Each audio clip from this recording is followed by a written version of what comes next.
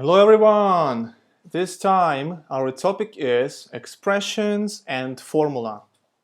And the first question is a combination of expressions and formula. We have to write a formula for the area A of this rectangle, this one. And to understand this question, first we have to remember a general formula for area of rectangles. So let's say we have a normal rectangle. Let's say this side is 4 and let's say this one's 3. How do we find the area of this rectangle? Well, what we have to do is 4 times 3, or we say as a formula we would say width times height, right? So in this case, instead of 4 or instead of width, we have 7, and instead of 3 we have 2x minus 3. So we just have to replace 4 and 3 with these values, because for this particular rectangle this is the meaning for width and height. Okay, so that's an example which we use, and an actual answer to this question is area is equal to 7 times, so 7, which is our 4, times 2x, let me write it like this, 7 times 2x minus 3. Don't forget the brackets, because 2x minus 3 is a single expression, so there have to be brackets there. And what we can do is we can simplify it a little bit by opening the brackets. And the answer is going to be 7 times 2x is 14x, and 7 times negative 3 is negative 21. So 14x minus 21 is our final answer. And for B, if the area of this rectangle is 63, work out x. So again, A area equals to 14x minus 21.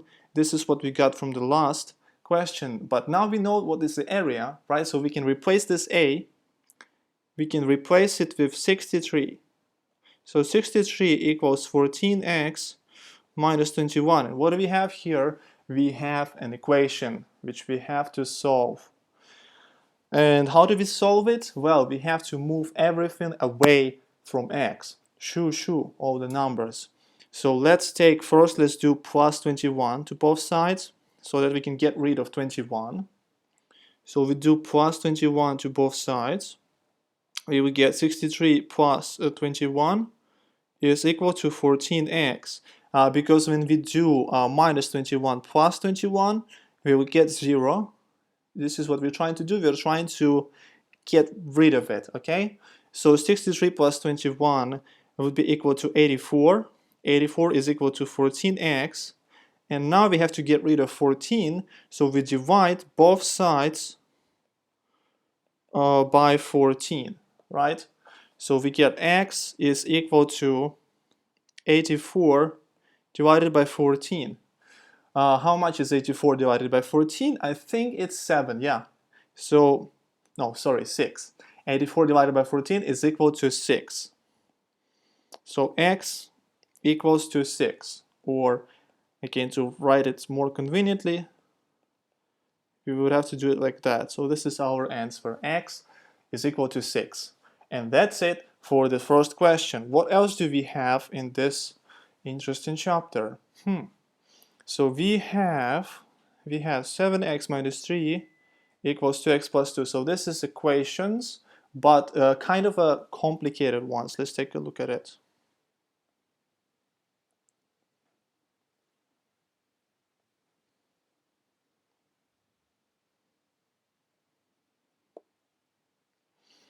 Let's place it here. All right, we have it. So 7x minus 3 equals to 2x plus 42. The way to solve this kind of stuff is, first we have to kind of combine x's with x's and numbers with numbers. So x's, they go to one side, and numbers, they go to another side. So what we can do is we can take 2x and we can move it here, and we can take minus 3 and we can move it here. The thing about this, the thing to remember is that right here we have an equal sign, and equal sign is like a wall, and whoever jumps through this wall has to change the sign. So if it was minus, it becomes the plus. If it was plus, it becomes the minus. So for example, 2x, which is a positive 2x, actually, it would become negative 2x when it goes to the other side. And minus 3 becomes plus 3 in this case. So what do we have? We have 7x minus 2x equals to 42 plus 3. 7x minus 2x is 5x. 42 plus 3 is 45. So 5x equals 45. We divide both sides by 5. And we get x equals to 9.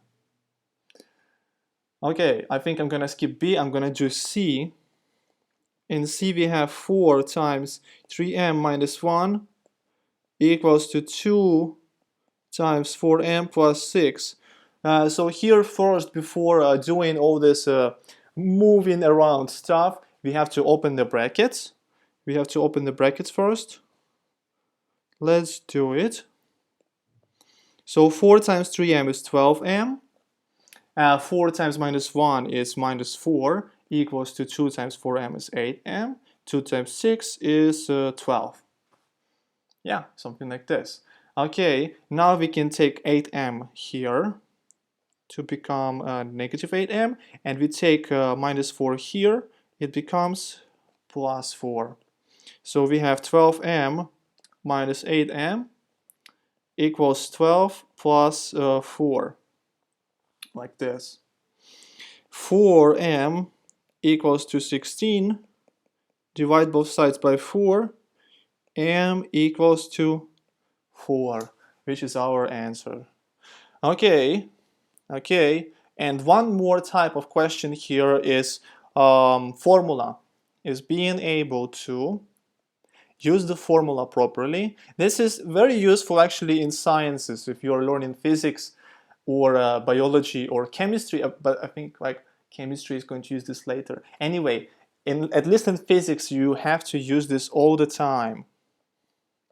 So this is when you should start seeing that math is a really, really helpful thing when it comes to sciences. T equals to b squared plus 3n minus 38. So t equals 2b squared plus 3n minus 38. Find n when t equals 1 and b equals negative 3. So t is equal to 1. We will replace it with 1. And b is equal to negative 3. So we will replace b with negative 3. As a rule of thumb, if you have a negative number, you always put it in the brackets. When you replace a letter with a negative number, it's good to put it in the brackets. Let's go, let's do it. So instead of t we have 1, so 1 equals to 2 times negative 3 to power 2 plus 3n minus 38. Okay, now we have to start simplifying. So first we do negative 3 to power 2. Again, don't forget about our beloved BODMAS, or sometimes I see it written as BIDMAS, but anyway, it's the same thing. So B for brackets, O for orders, D division, M multiplication, A addition, S for subtraction. Division, multiplication, addition, subtraction go from left to right. They have an equal order, equal priority with each other. Okay, so 1 equals to 1 is equal to 2 times minus 3 squared. Minus 3 squared equals to minus 3 times minus 3. Minus and minus gives you the plus, so it's going to be equal to 9. So we have 2 times 9 plus 3n minus 38, like this. And we have 1 equals 18 plus 3n minus 38. Okay, remember, numbers to one side, letters to other side. So let's actually move them. So 18 and 38, they will go here. 18 becomes negative 18. 38 becomes positive 38, which is negative, right?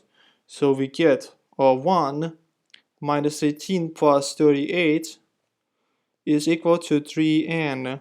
Minus 18 plus 38 is basically the same as minus 20, 20, not minus 20. So 1 plus 20 equals to 3n. 21 equals to 3n. In this case, we divide both sides by 3, and n would be equal to 7, right? Which gives us our answer. N equals 7.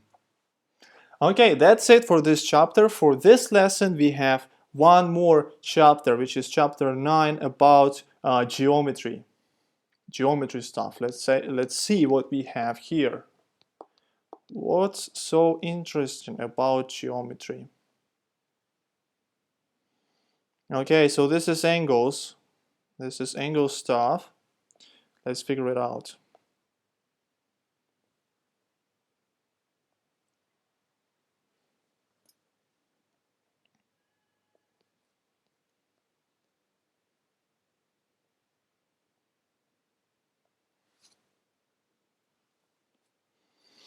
Okay, so first we have calculate the size of angles A to C, and in first example in A, I think maybe I can just draw it here. Yeah, so we have 53, 38, and A, but don't forget that all three of these angles together, they lie on the straight line, and for straight line, we have a straight angle, which altogether is equal to 180 degrees. And in this case, A should be equal to 180 minus 53 minus 38. This would give us A,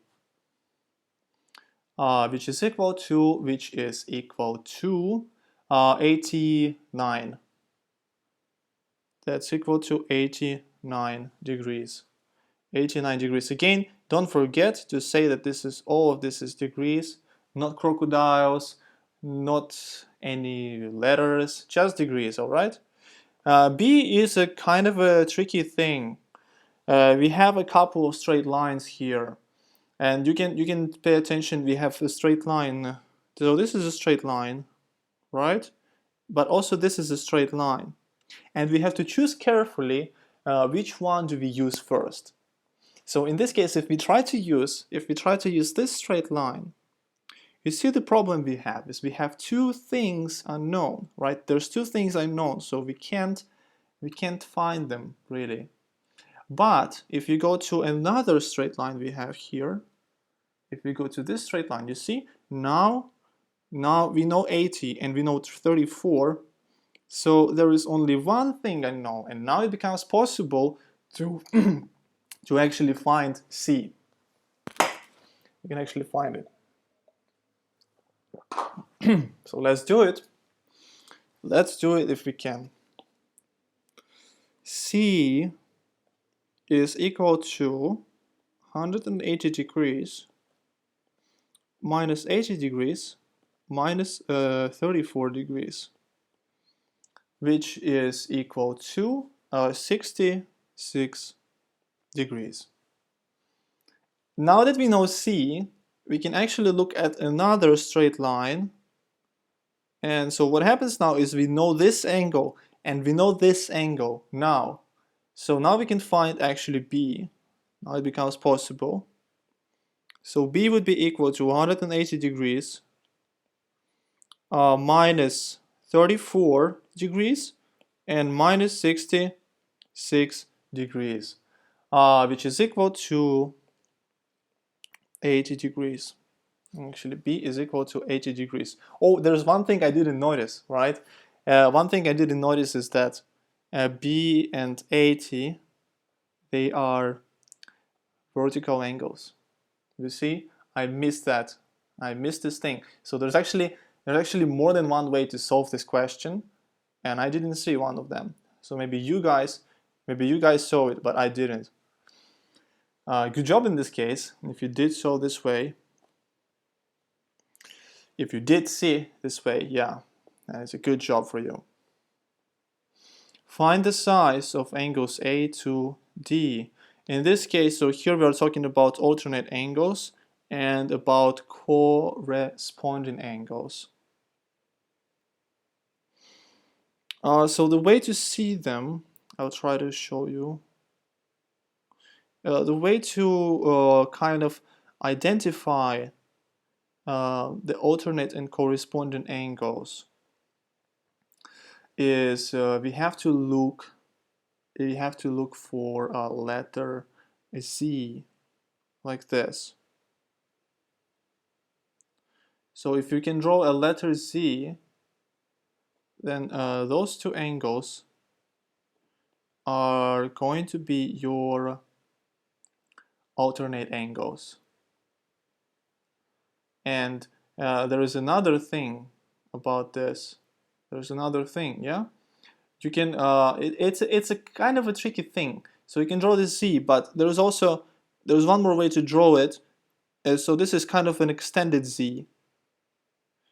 But still, these two angles, they will be also alternate angles, like this. So B and this angle is equal.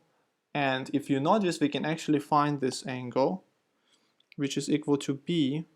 So we can just say that this angle is equal to B as alternate. And this angle is actually equal to 180 degrees minus 38 degrees, because you see this angle and 38 degrees angle together, they lie on a straight line, which makes up 280 degrees together, right? So the sum of these two angles should be 180. So with 180 minus 38 degrees, which is equal to 142 degrees. So B is equal to 142 degrees. And now we can also find A. Actually, there's many ways to do it, but I think the way I would choose in this case is we can just use the fact that this is a straight line. Try to make it simple, because alternate angles are not so easy to find. So first, try the simple stuff, like try to look for the straight lines. And then if it doesn't help, then you should start looking for letters Z, like this, or maybe letter Z, like this, you see? But first you should try a straight line, because that's an easy way. Don't make it complicated for yourself. So this angle A would be equal to 180 degrees minus 142 degrees, would be equal to as well 38 degrees. This is what it's equal to. Or you can say that it's a corresponding angle to 38 degrees. You could also tell that. Easy. Okay. Next one. Next we have C and D. We have two angles C and D. So the first thing we should notice is that C and 64, they are corresponding angles. So C is equal to 64 degrees as corresponding angle corresponding to this angle, yeah? And also what we can see is that this shape is what we call a parallelogram. This is a parallelogram. So for parallelogram, opposite angles are equal. Right? So this is also 64 degrees. And one more property is that we can actually find this angle here. We can find this angle by doing 180 degrees minus 64 degrees, which would be equal to 116 degrees, right? And then D, it should be equal to this angle, so D is also 116 degrees. Okay, that's it. Again, there is more than one way to do it. Actually, I can already see 3 ways. Maybe you guys can also see some more ways than I do. Okay, that's it for this question, for this problem. Let's see what else do we have here. We have a lot of stuff actually.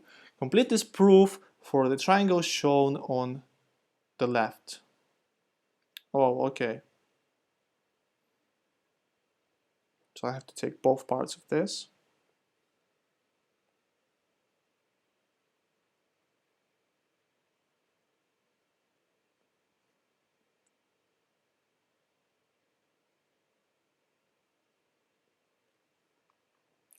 Okay, the exterior angle of a triangle is equal to the sum of 2 interior opposite angles, and we can actually prove it together, right? A plus B plus C equals 180 degrees because sum of angles in a triangle equals to 180 degrees. That's why. Okay, because angles on the straight line add up to 80. So they try to, I think what they try to say, angles on the straight line. I see only one pair of angles on the straight line is B plus X, right? So B plus X equals to 180 degrees because angles on the straight line add up to 180 degrees. A plus B plus C equals B plus X because they both equal 180 degrees. Subtracting B from both sides gives us A plus C equals to X. And we just proved that the exterior angle of a triangle is equal to a sum of 2 interior opposite angles, which is exactly what it says here. A plus C equals X. A plus C equals to X. I guess we just proved it. This is about properties of angles and solving geometric problems with them. Find the missing angles A to E. That's a lot of angles to take in. That's a lot of angles, I would say. But we can do it. Let's do it. Find the missing angles A to E, given reasons for your answers. A to E. So first I will find D because that's just what's looking at me. I have this triangle looking at me, right? Where 2 angles are already present and 1 is missing, right? So it's quite easy to find a D. In this case, we just do 180 minus 60 degrees and minus 40 degrees, right? Which would be equal to 80 degrees because sum of angles in triangle. Angle, I will try to write it in like a short way. Angle sum in triangle. Maybe a bit too short. Now it looks cryptic. But okay, anyways, A is equal to, so because this is a straight line, A is equal to 180 minus 60 degrees equals to 120 degrees because angles on a straight line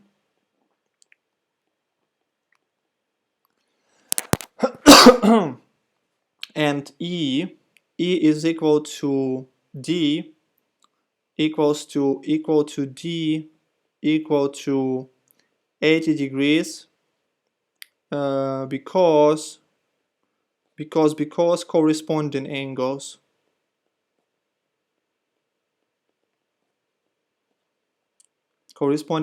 right? And B we can find, or actually B is equal to C equal, B is equal to 60 degrees, again because corresponding.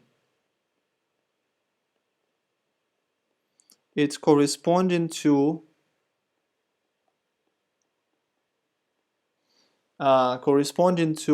this angle. You see, because there's two parallel lines and this thing. So this is our corresponding angles. Again, to find corresponding angles, you can kind of draw a letter F and angles in the pockets of letter F. This is your corresponding angles. And the last problem here is about midpoints. So that's kind of a formula using thing. You have to know the formula, and you have to know how to use the formula for a midpoint. Or if you forgot the formula, you have to be able to find the proof, which is actually possible. I think I will make a separate video on that, on how to find a formula for a midpoint, but it's going to take some time to explain it. So here I will just give you the formula, which is actually there in the book. So midpoint equals, so again, it's a point. So point, as you remember, always has two coordinates, right? It's x coordinate and it's y coordinate. So for midpoint between 2 points, 2 points being x1, y1, midpoint between x1, y1 and x2, y2 is equal to x1 plus x2 divided by 2, and y1 plus y2 divided by 2. And that's the formula for a midpoint. And how do we find it in this case? So in A, midpoint would be equal to x1. So this is our first point. Let's say, actually it doesn't matter. You just have to figure out which one is first, which one is second. But you can change them. Let's say that this is the first one and this is the second point. Then this is our x1, y1. This is our x2, y2. Right? So midpoint equals to x1. So 7 plus x2 plus -1 divided by 2, and then y1, so this is our, again, so x1, y1, I think I'll write it, hope it's gonna fit, so x1, y1, x2, y2, first point is x1, y1, second point is x2, y2, yeah, so and then we go y1, which is 7, so 7 plus 3, again divided by 2. So the coordinates of a midpoint are 7 plus -1 is 6, divided by 2 is 3, and 7 plus 3 divided by 2 is 5. Okay, and the last question, ladies and gentlemen, you can try to do it by yourself first. Yeah, give it a try, please. You can pause the video, give it a try. I'm assuming you did it. Let's do it together.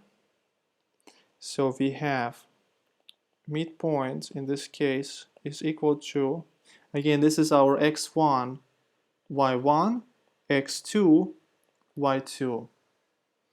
Yeah, so midpoint is equal to 2 plus 7 divided by 2, and then we go -4 plus 10, again divided by 2. Oh my goodness, my handwriting looks terrible sometimes. -4 plus 10 divided by 2. 2 plus 7 divided by 2 is 4.5. Minus 4 plus 10 is 6, divided by 2 is 3.